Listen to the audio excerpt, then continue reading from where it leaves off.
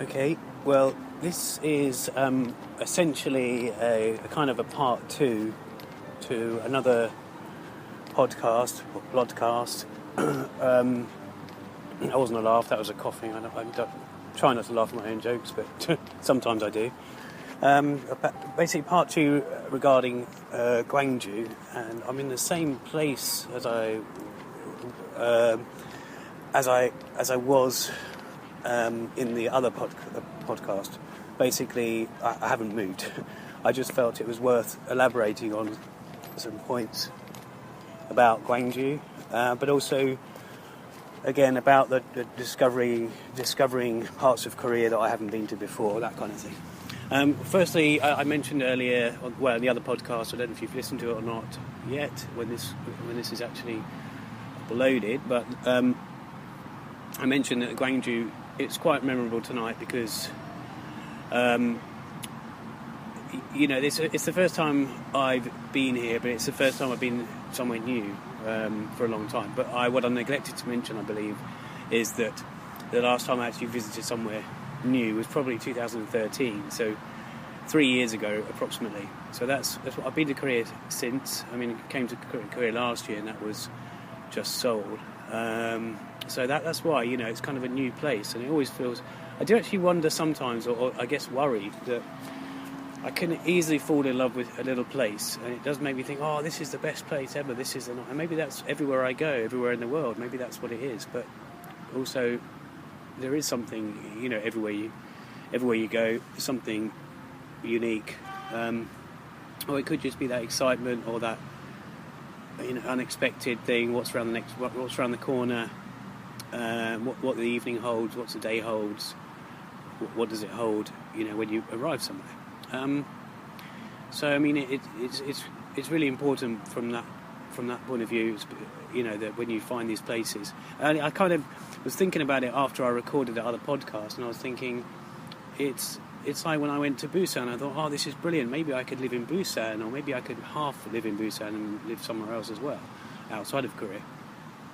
But then when I got to Jeju, I thought a similar thing. It's kind of, I haven't felt that about Gwangju. I've only been here several hours. It's been light, it's been dark, but I mean, I'm only just feeling it now, if you like. So I really wanted to kind of just mention that and just talk about the various things I might talk to you about, or talk to anyone who's listening, or bore anyone who's listening about Korea, whether that be South Korea, North, which I haven't visited, but there's many things to be said. And also, how these podcasts will, evolve. I mean, they're going to sound a bit sort of scratchy, a bit kind of, unprofessional. I mean, there might even be a time when it becomes into a video podcast. It might be a gradual thing. I've already thought about this.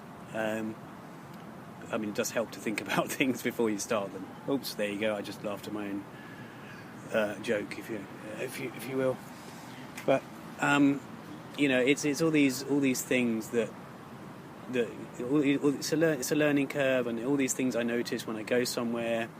And at the same time, though, I have to say this, and I'm sure it won't be the only time I mention this, but I sometimes feel like just because I'm discovering these things, I feel like who am I to explain them to other people? It's just another country.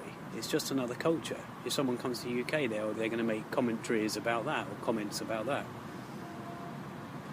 And I feel at times, who the hell am I to either make a documentary, write reviews about a place, write film reviews, write culture reviews, and criticise, or even love, who am I to do that? It's kind of it's just a different part of the world, it could be another country, it could be, one city away. If I lived in one European city and I went across the border to another, I could be going, oh, that's not like that. It's not like that there. It's like this here. It's making comparisons. But that's the thing as well. I mean, it's kind of, you have to have empathy if you're going to criticise or do some reportage on a place, or just document it. You have to have empathy. That's the main thing. It's quite funny actually, because the other day somebody told me they knew a priest, or they know a priest, and not necessarily Korean. I'm just mentioning a priest, and they were mentioning that I think they were racist, maybe they were homophobic, and they were still a priest. And I thought, well, hang on a minute. If I was submitting a CV or resume, if you prefer the American words, I think the top of the list would be, to be a priest, you'd have to be empathetic, have empathy. Otherwise, you can't be a priest. Surely that's like saying, I don't know. It's just not the done thing. But anyway, it's just something I heard and learnt. But yeah, as the structures of these podcasts progress, I'm not sure if I'm going to cover particular topics. I know that I'll cover where I'm getting to with my documentary, what material I've got. Excuse me. What other projects I've done. I mean, yeah, there might be the odd plug every now and again for projects that I've made already that some of you might not have seen, and whether you care about them or not, I might mention them, where to find them on Vimeo or YouTube, or both. And the same with film reviews as well, and Korean or otherwise. But I mean, it's really to keep me going at my project and other Korean related projects. Is to keep me going, maybe to keep you interested, and maybe to just show that nothing's stopped since the day I started. This is my 5th trip to Korea. Actually, this particular trip is all about the number 5 in a bizarre way. I mean, it's my 5th trip here. I had 5 days in Jeju, or 5 nights anyway. If you class the fact that I landed in Seoul, went to Busan ultimately, and then I went to Jeju and down Gwangju. That's 4 places. But then when I touch down again in Seoul, which will be in a few days' time, that will be my 5th landing place, if you like. So the number 5. I don't know why. I always find these number comparisons, which I'll explain more about the number 14, which is my documentary. is currently titled K-Doc 14, as in K-Doc, like K-documentary, like K-pop, K-rock, K whatever, K-food, and 14, and the number 14 does play a big role, it's structured around the number 14. But I will, as I say, that's something for another podcast or few. Again, there I go laughing at myself. But it's just, there's lots of things to mention. It's just becoming something that I really need to let out. I mean, I could have made in the time I've been in Korea, which is a good 3.5, coming up to 4 weeks, I think. I could have done a podcast every day if I'd really made time. I could have done one about everything, everything I've done, or it's become more like a vlog.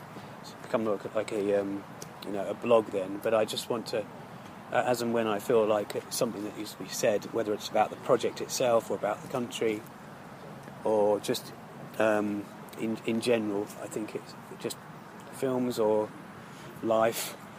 That's when I'll cover things. But hopefully these will be on a weekly basis, at least to start with.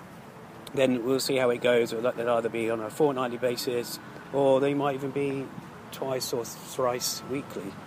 Who knows? But this is a work in progress. It's something I've been wanting to do for a while, and I have the ability to do it. I don't mean in a kind of big-headed way. I mean an ability, as in you can pretty much do a podcast. You can do it in a proper studio. You can do it on a device. You can do it on your phone. You can do it anywhere. But it's something that I really feel I need to do this.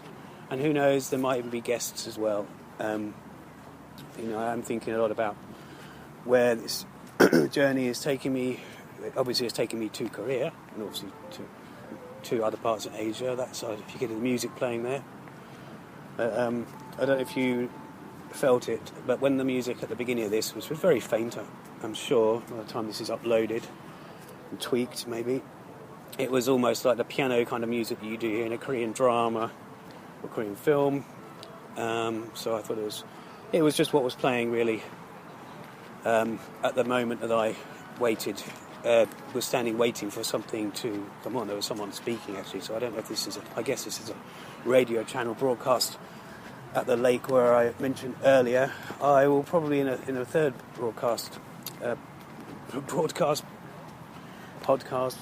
plodcast, whatever, a cast.